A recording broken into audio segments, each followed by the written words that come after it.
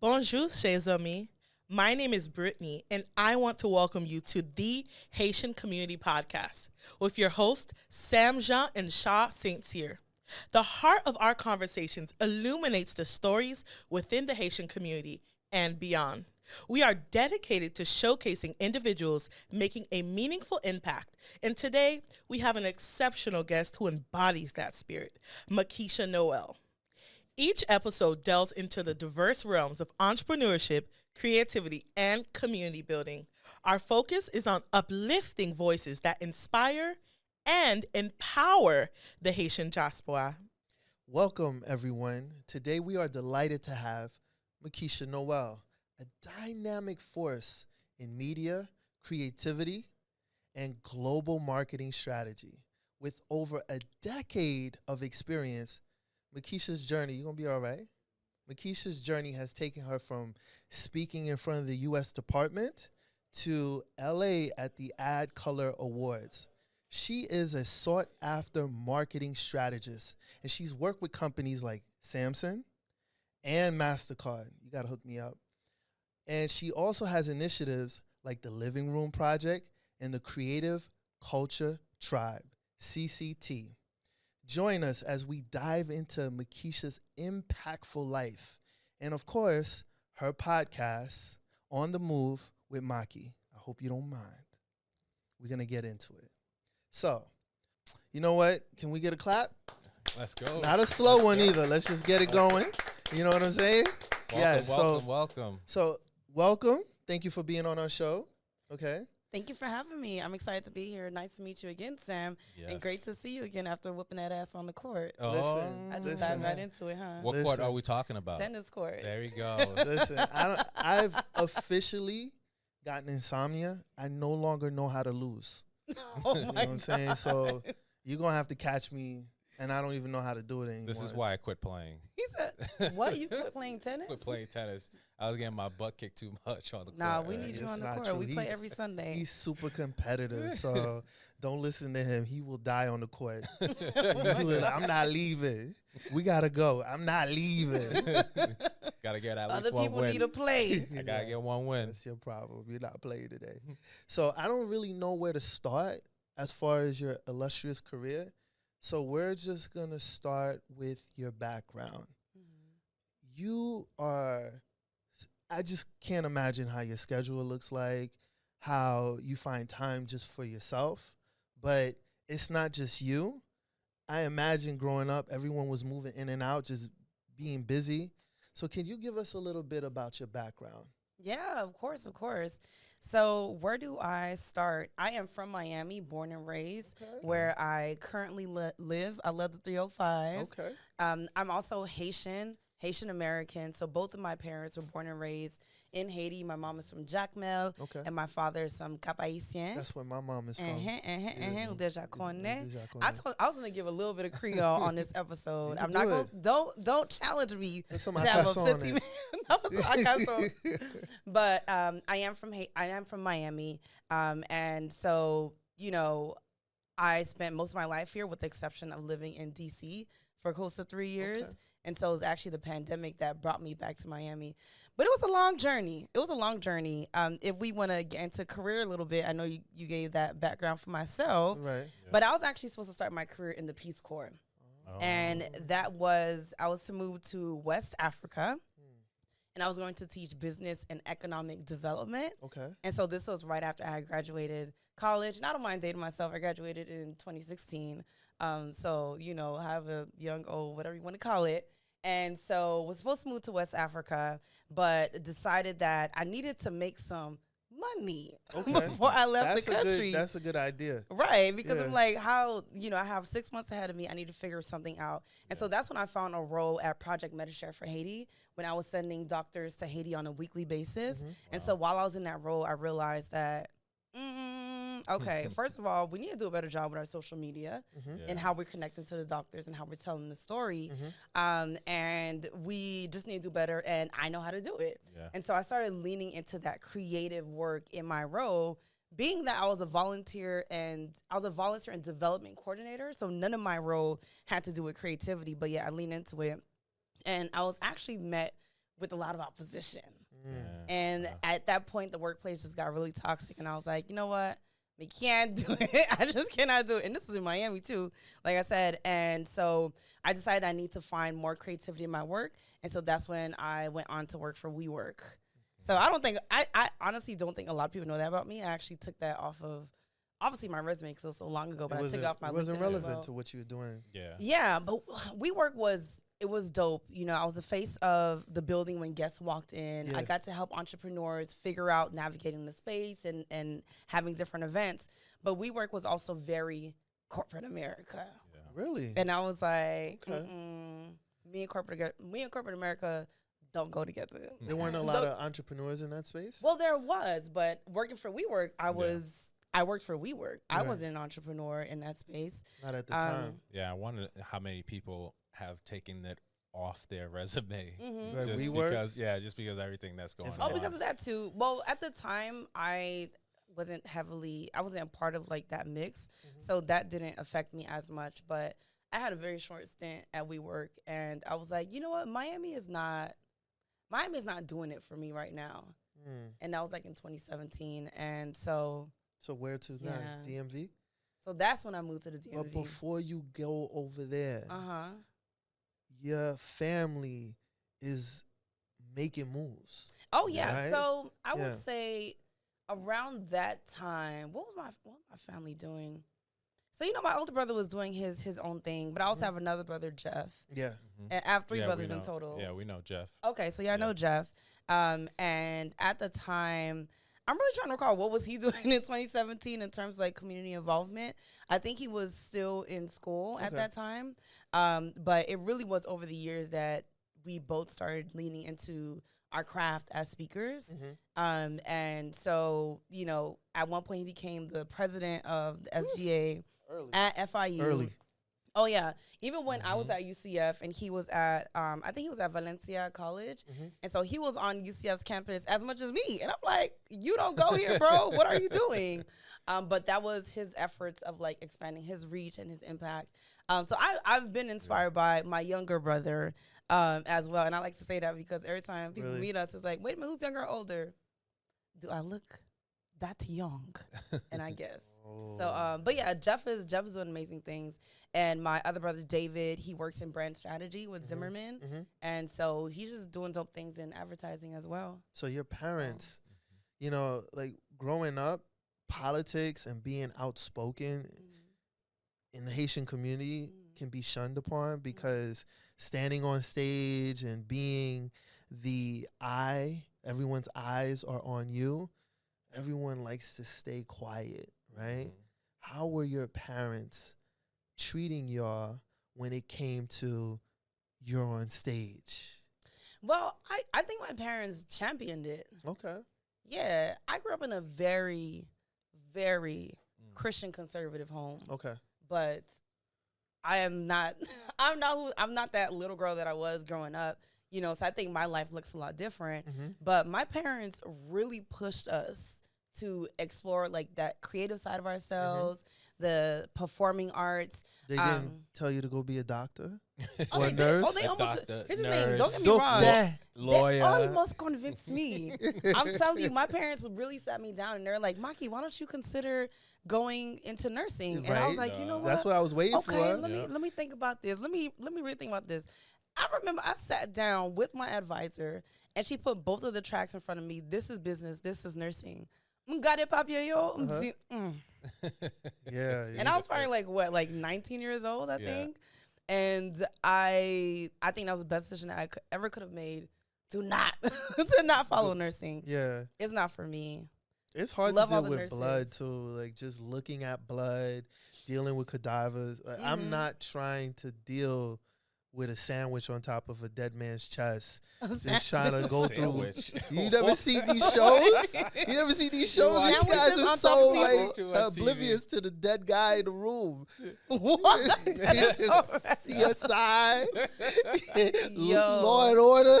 And like, yo, hold up. I'm not finished with my pastrami sandwich. I'm like, yo, this is That is disgusting. TV. Oh my God. I don't know I if that happens imagine. in real life. I imagine. Probably does though. Probably I'm not does. trying to hear that, you know? Yeah. So I can attest that. I worked in the ER. Okay. No one does that. No one does that? What you talking about? No one eats sandwiches on dead people. No. I don't think Embalming so. fluid next to the soft drink. No. Nobody does that. I think that's only on TV for the most part. Oh, man, I thought TV was real. Oh my gosh. Oh man. Nah. So you decided to go a different path. I mean, I think all of us go through that. Even when I told my mom I wanted to be a scientist, she said, "Oh, you should be a doctor. That's an upgrade." And I'm like, "All right, I'll be a doctor." Little did I know you can get a doctorate in being a scientist, but they envision, family physician, cardiologist, or oncologist or something like that. All of the ist. And if you have that doctor to your name, then your family will be proud. Yeah, exactly. Oh, I know. And none of us went the doctor route, and it is what it is. I think we have beautiful journeys ahead of us anyway, and even in what we do now. So they're gonna be all right. They're gonna be all right. They're gonna be okay. I'm sure they're happy though. Oh, of course. Yeah. Yeah. One thing I want to know is, everything that you're doing, personality, creator, with the creative, Culture tribe. the culture Come on creative now. tribe. CCT. Come on now. CCT. The culture, the CC, what is it? CCT. CCT, and then the Living Room Project. Could you tell us a little bit more about that? How did you get into that? And then, what are you doing with that? Let us know more about this venture. Absolutely. So I started the Living Room Project in 2015 when the elections were coming up.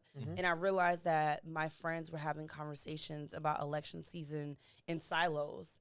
And so I was like, well, what if we brought people together to have those conversations together? And so this was in 2015. I was at UCF, and I had an apartment with 3 roommates. Child. And so my roommates allowed me to open up our apartment for people to come in and have like small group conversations. And that was really, really dope. Just kind of building that community. And so literally that next year, I applied for an opportunity a friend of mine shared with me. And the U.S. Department of State and Georgetown University were looking for young leaders to speak to students in the Middle East and North Africa. Wow. And so I was like, I think That's I was probably a leap. 22 years old. Oh, wow. And I started LRP in October of 2015.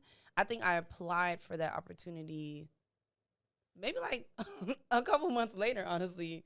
Yeah. And I got selected. Wow. And so they flew me to Istanbul in April of 2016. Yeah, and that was incredible. Like, here I am, 23. Oh, yeah, at the time I turned 23 because my birthday was in February. And I think it was like close to 200 plus students in the Middle East and North Africa. And I had to do a speech to share with them what did it look like to build community and how they can implement it in their own spaces. And so it was very nerve-wracking. Like, I just remember feeling like I was like, can I have like a glass of water? Because please. By then, like I was nervous as hell. By then, did you have a lot of experience being on stage, or you literally took the living room to the stage? Yeah, it was the living room to the stage. What? But I kind of had, I don't want to say kind of, because I feel like my journey really started when I was much younger and I was performing in church. In 2010, I became the lieutenant governor of the Key Club, which is like a student-led volunteer organization. I don't know if a lot of people know about it, but a student-led volunteer organization in high school. And so I did my first speech when I was in high school in 2011. And at that time, I spoke like I had marbles in my mouth. I was not a great speaker at all, and my mentor taught me how to write a speech. And so imagine, that was 2011, I guess 5 years later, someone that was just super involved, super active, I would say like that was a huge pivotal moment in my speaking career to give that speech. They kind of just threw you in the fire at that point. They didn't check your credentials. Oh my God! No. My credentials was together. It was airtight. You said from the living room to a TED Talk. I mean, that's kind of a leap for me. I definitely think it was a mixture of things. So like, although that was in 2016. My first time leaving the country and like speaking was in 2014. Okay. Very first time leaving the country. I actually really need to renew my passport like ASAP. It expires next month. But but I studied abroad in France, and so I was in France for a month, and I was studying international marketing. Okay. And so there was no speaking there, but I was like learning. But right after that, actually no, right after that, I went to Guatemala and I helped to like build a school, and so I got to speak to people, but it wasn't like speeches. I will say when in 2015, there we go. The year before, I studied abroad again multiple times. That's just you gotta listen speak like 20 languages. To the young, I know, right? To the kids that are in college, make sure y'all study abroad. I need y'all to know that study abroad. It would expand your mind. But in 2015, I spent a month in Botswana, Africa. Wow. And so in Botswana, I taught kids business and marketing. And so like it was big when like I had to speak, you know. And so I definitely think like these like smaller things prepared me to be on a bigger stage, you know. So I think for a lot of people it would be more nerve-wracking of traveling, but since you have that experience traveling, you're probably like, oh yeah, it's nothing. But then getting on that big stage, that's when it was like, oh hell no, wait a minute, why did y'all choose me again? They see something in you. I just remember being like, wow, wait, guys, I don't know, you know. But I think I had a lot of time to build confidence too. I also think that was like my second time in life that like an entity paid for me to travel, because like study abroad, I like, you know, had to pay the out of pocket. The first time, like when I went to Guatemala, that was an internship and they flew me there. And so Istanbul was the second time. And I was like, wow, God, what is going on? Like people are flying me places. And I was like younger. So it was huge for me. Did you realize you had a gift of gab at that point or something like that? I don't think I had the gift of gab at that age. now I do. Now you do. Now I do have the gift of gab. I sure do. And you practice. Oh yeah. I honestly think I need to practice more. Yeah, I do. So that's 10 years, maybe more now. Yeah. Where you've transitioned, right? And there is a point of being nervous and still having a message and not being able to convey that message the way you would love to the point where now you just get to, and I'm vegan, but I'll say it, the meat and potatoes, like getting to the brass tacks of the conversation that you're trying to have with the crowd. Because even if it's a monologue, right, you're standing in front of people and you're conveying a message and you're looking for reception, right? You're looking for them to process the information. At what point do you feel that you got to that pinnacle? Of like the pinnacle of being a great speaker? Just getting to forgetting about being nervous, forgetting about the talking points, because at some point you've achieved the level of mastery, and now you're on stage, and everything you've spoken about just now has a lot of value to the community.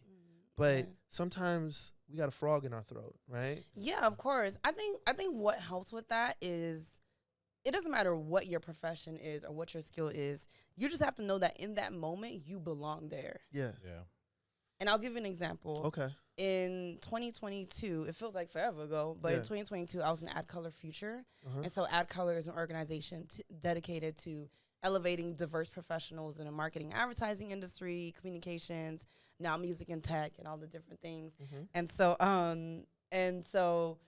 I was selected to be an Add Color Future, and it was 30 of us. And so they flew us to LA.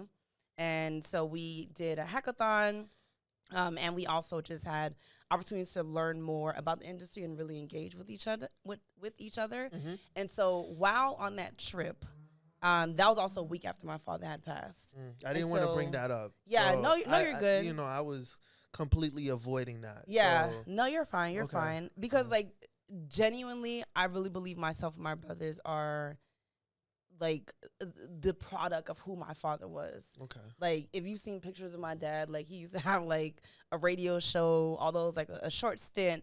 But, like, he had the headphones, and every week he would be like, all right, Jeff, come to help me to, set up the camera and set up like this and that. Okay. Yes, and, I really take a lot out of his playbook when it comes to speaking and when it comes to engaging with people. So I was in LA this is a week after my father had passed. He also knew that I had been accepted as an Ad Color Future. And I was like, hey, Daddy, just letting you know. And this was like pretty much when he was, he was pretty much on his deathbed essentially at that point. And so, I let him know, hey, I'm going to be in LA. I know it's going to be your birthday. And, this is a really huge opportunity. And he was like, you should go. Be there. Experience it, Encouraging and you. so even in his last days, like he's like, go do what you got to do, yeah, of course. And so I was in LA, and literally the day of his birthday, the founder of Ad Color asked me if I can present Issa Rae the Beacon Award. I saw that. Yeah. Literally on my dad's birthday, and he ended up passing on the 26th of November, so about 10 days after his birthday. And so she asked me to present that award to Issa Rae. And I'm just like, whoa, because I'm experiencing the lowest and the height of my emotions. Like, Issa Rae is my Oprah. She's dope. You know what I mean? And Oprah is still my Oprah, but Issa Rae is also my Oprah, Yeah. And so to go on that stage, and I had to, like, work with the writer, and she, like, wrote out the script based on, like, what I shared with her.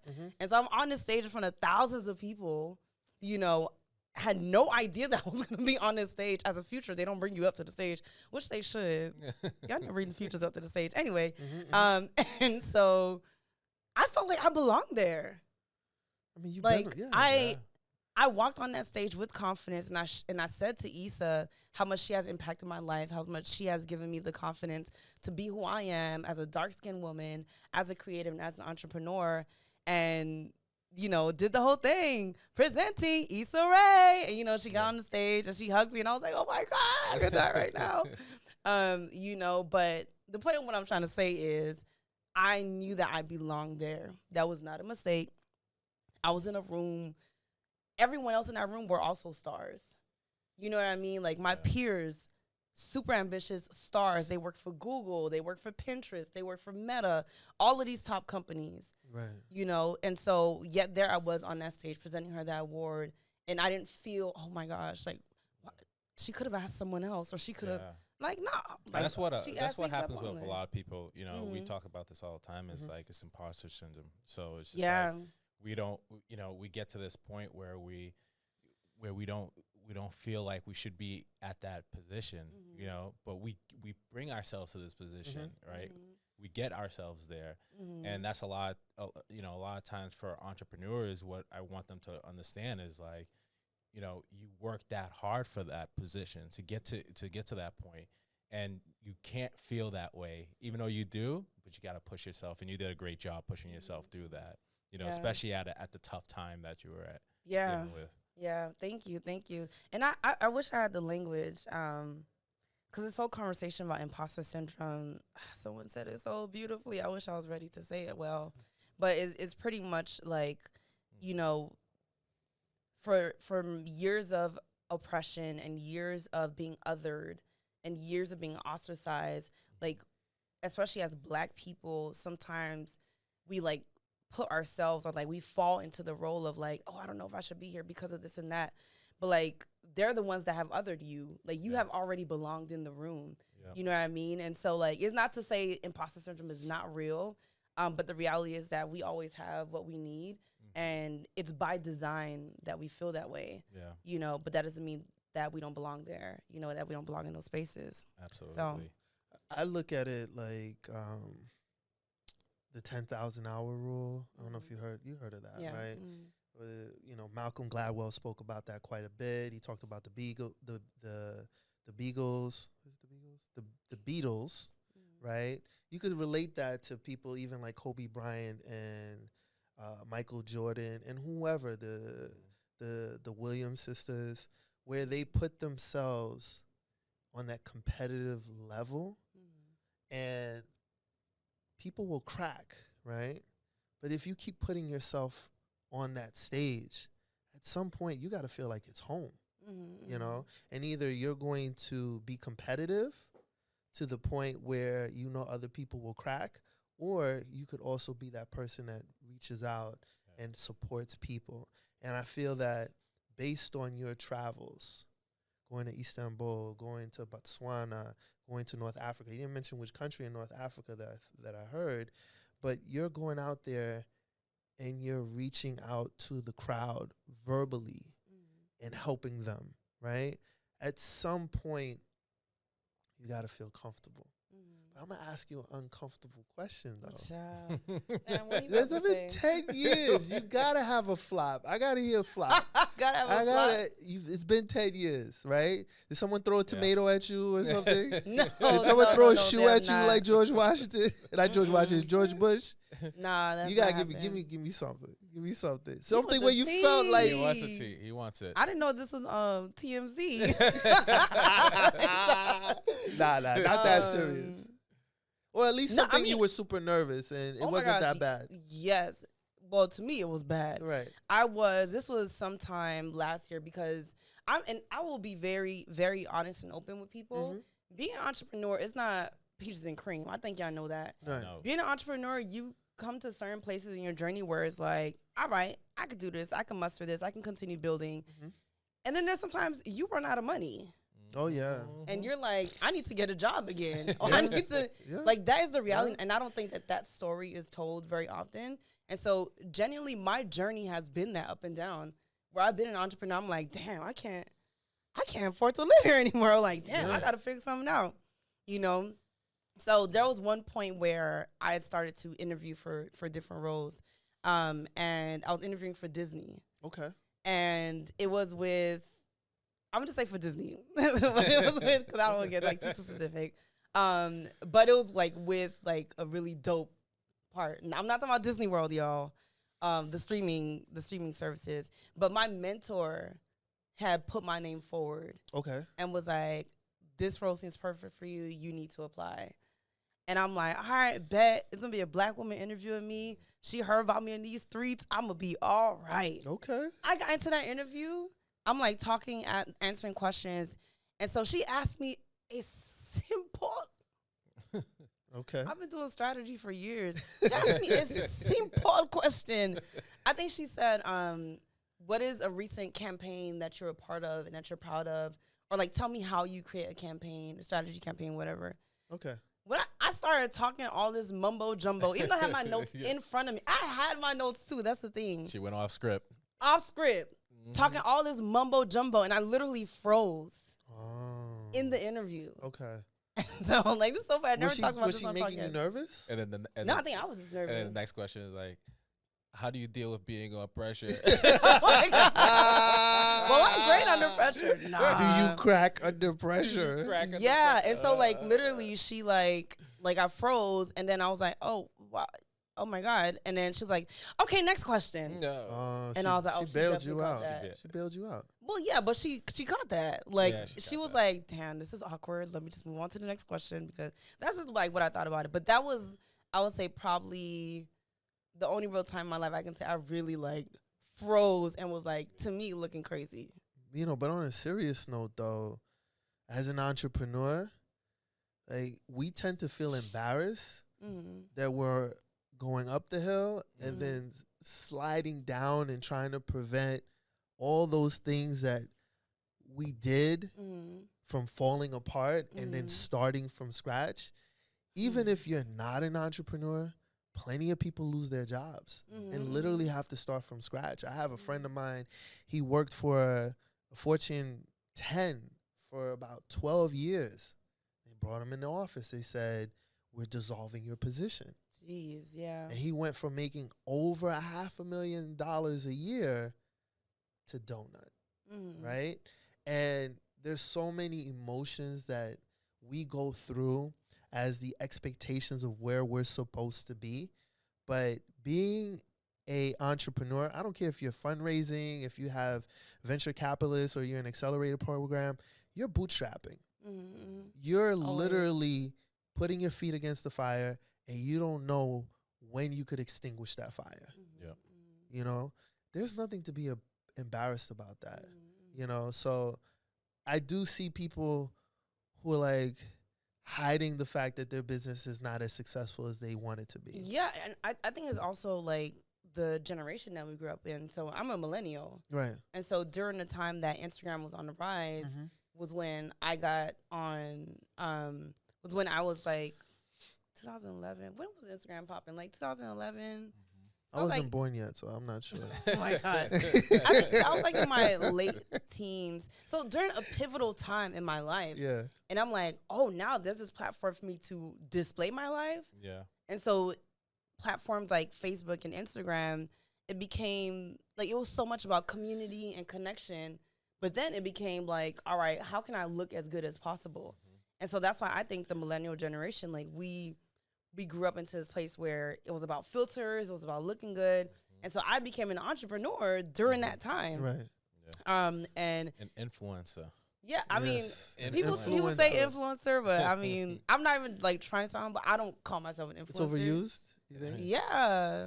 And I think it's one of those things is like, maybe the next podcast we deep dive into like, failure, right? Right. Yes. Because that's a big thing for entrepreneurs is that getting that consistency. And a lot of people struggle with that. Yeah. Right? And then needing to go back to the workplace. So Yeah. Oh, absolutely. And like this podcast is about the Haitian community. Right. So, failure is like something that Haitians, like, you don't talk about failing. No. Fail. There's Right. a Like lot of things you don't talk about. exactly. So I definitely think like, look at me brainstorming for your next podcast. This is what y'all should do. No, like, but truly, like in the Haitian community, like failure is not something that, I'm gonna smile about It's or a like, shame. I want. Yeah, You know what I mean? It's a So like, shame.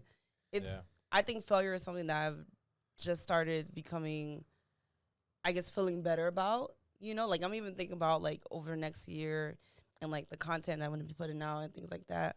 I've had some failures. Yeah. And like I've not been open about them.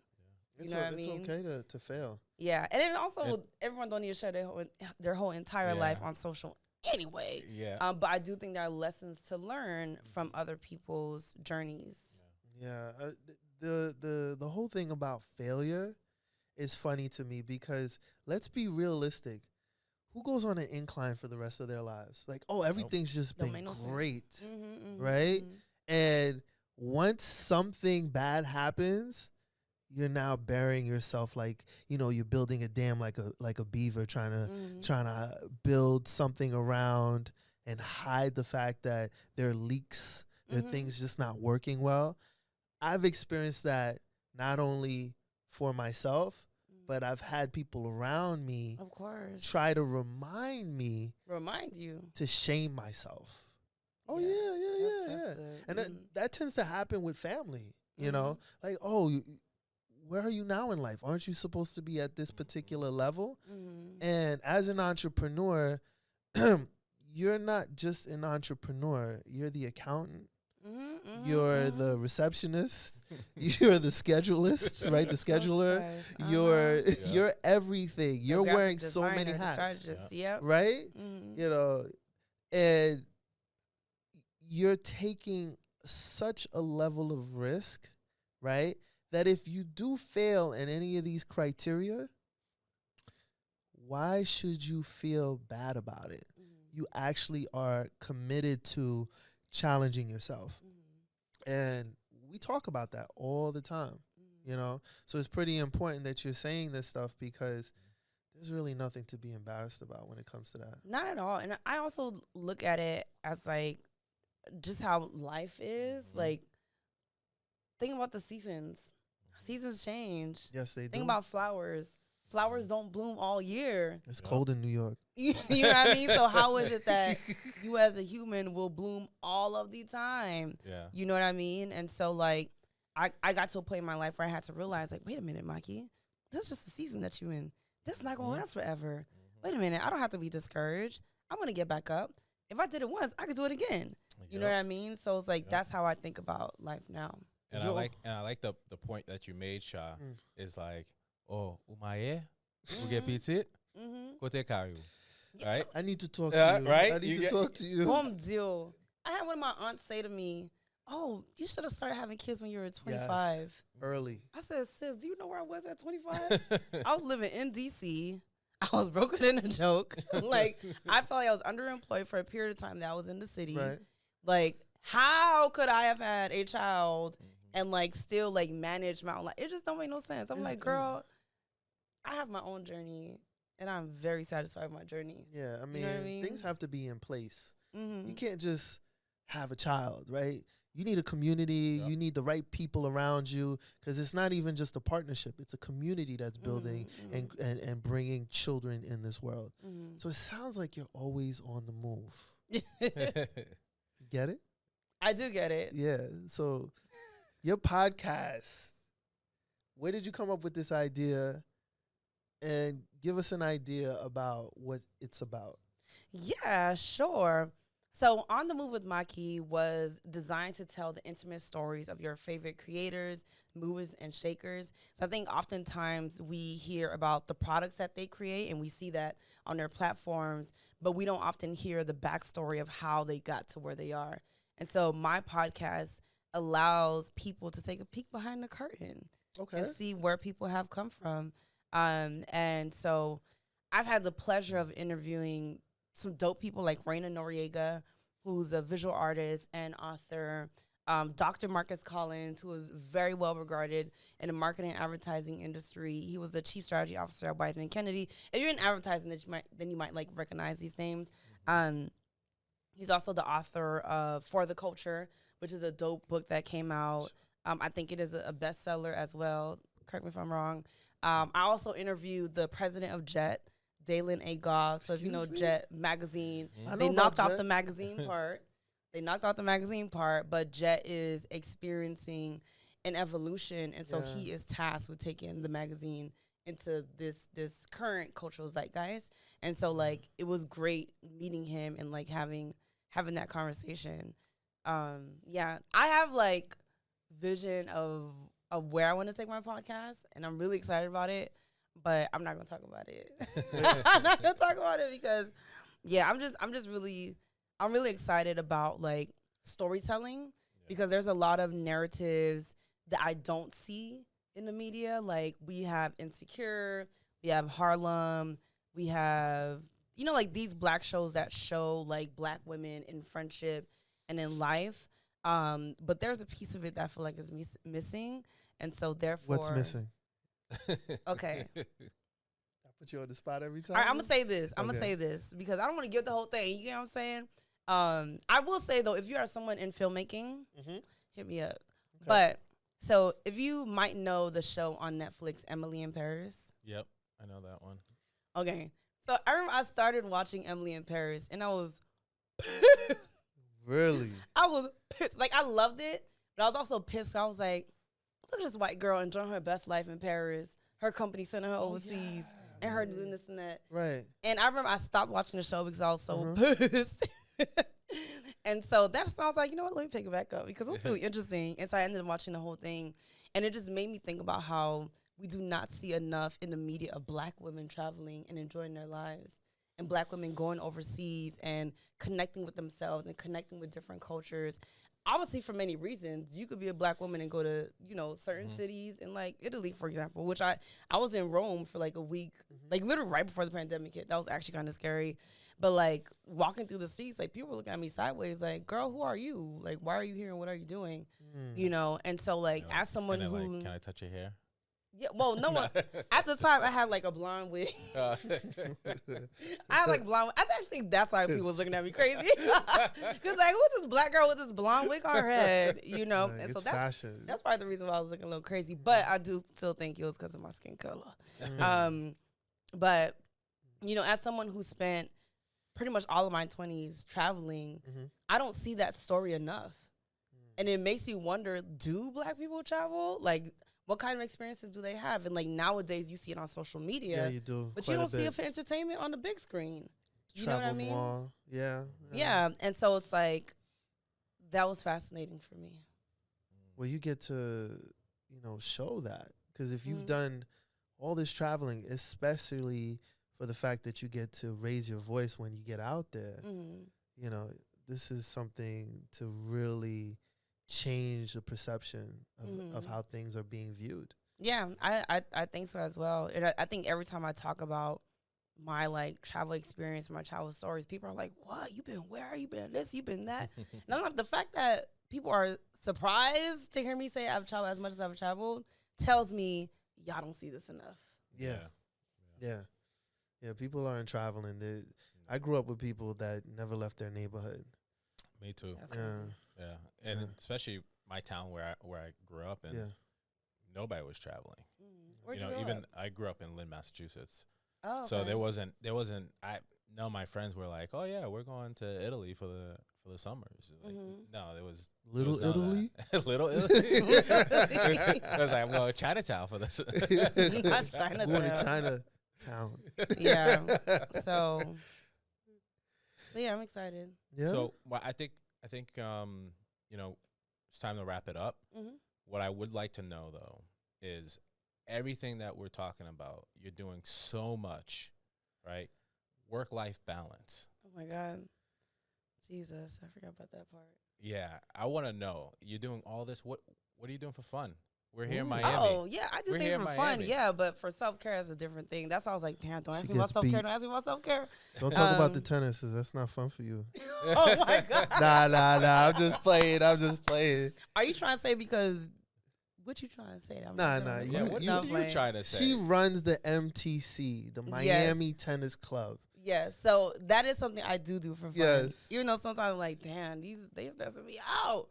Nah. But for fun, I play Yes. tennis on Sundays. I started Miami Tennis Club in 2020.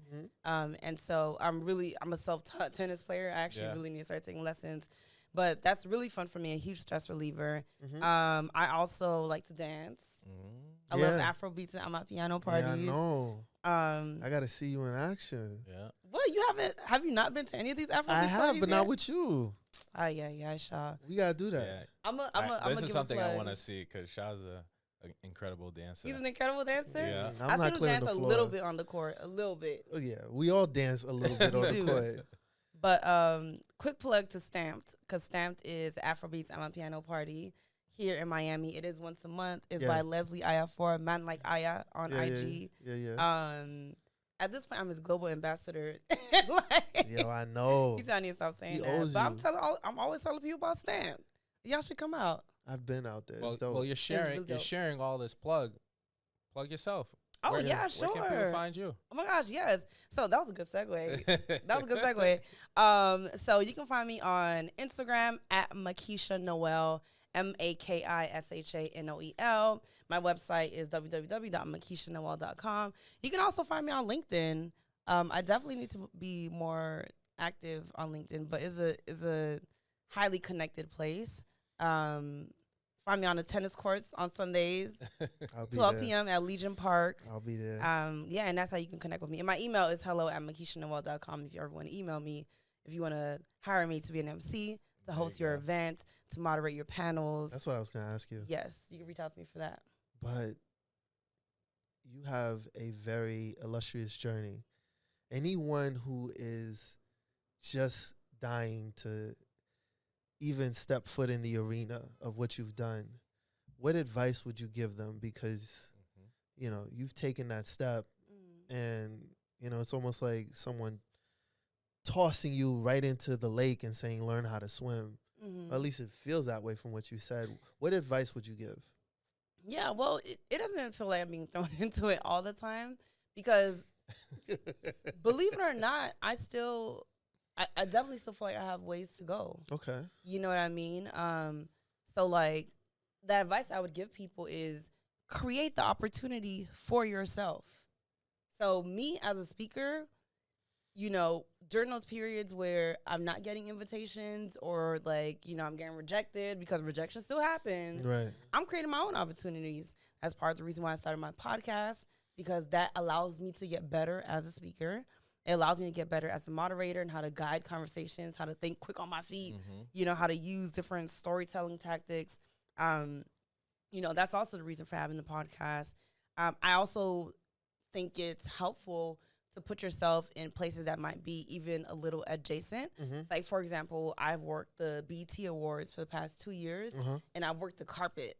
So, like, I walk the celebrities to the media outlets, and I'm like, okay, you want to speak to, like, for example, For example, one of the people I watched was Michael Blackson, for example. Yeah. And, you know, I'm talking to different outlets. Michael Blackson, you want to talk to Michael Blackson? And everyone's like, yes, yes, yes. You know, and so I'm like overhearing the conversations that they're having with the celebrities. And I'm like, yo, that's what I want to do. You know, and so, like, that's part of my goal. Yeah. I not only want to do press for BET, I want to also do those interviews. Right. You know what I mean? And so that's why I place myself there so I can build the right relationships. So that's the advice I would give. Create the opportunity for yourself, whether you are organizing your own event or your own experience. Choose yourself to be the host, right? Oh, yeah. Create the panel. Find panelists who are just major in their industries. You interview them. That's how you build your skill. That's how you build your relationships. And then that will help you to get to that next step. Someone asked Denzel Washington once why he has never starred in a comedy. And he said they never called him for one. Oh, wow. You know, so by setting up your own stage and laying out opportunities for yourself, you're not waiting for someone to see the light in you. So It's amazing that you went out there and you decided to be your own beacon. Absolutely. Thank you so much for coming over here. I know I didn't have any snacks for you. You know what I'm saying? I know for next time. Right. I'm glad you're not hangry for this podcast. You've been an amazing guest. We just want to thank you for coming here and taking the time. Thank you. This has been fun. I really appreciate y'all and value these conversations that you're creating for the Haitian community. This is dope. And the quality is top tier. Yes. It's top tier. Shout out. Yes. And what was I going to say? Even though for the rest of it all, I love Evergreen, but thank you for being our first guest. Oh, my gosh. Thank you. Really appreciate you. Thank you. Always. You knew that since the day I met you. Thank you, Shaw. Yeah. We actually met because you were on my podcast on the go. Absolutely. Yes. Absolutely. So, wow. Time flies. Yeah. Return the favor. Return the favor. So you're trying to get on this podcast? Like Nah. I still didn't get that episode yet. Okay, so you already know. Give us some time. All right. All right. Thank you again. Thank you. To our listeners, we hope you've enjoyed this deep dive into the life of Makisha as she leaves her mark on this world. If her story has resonated with you, be sure to connect with her on social media. Remember, the power of community is at the heart of our podcast, and we invite you to continue this conversation. Please share your thoughts, experiences, and any topics you'd like to see us explore on future episodes. We thrive on your engagement. Connect with us everywhere at thehaitiancommunity.com and / @EmpowerHaitians. Remember to subscribe, rate, and leave a review. Your feedback fuels our journey to bring more compelling stories from the Haitian diaspora.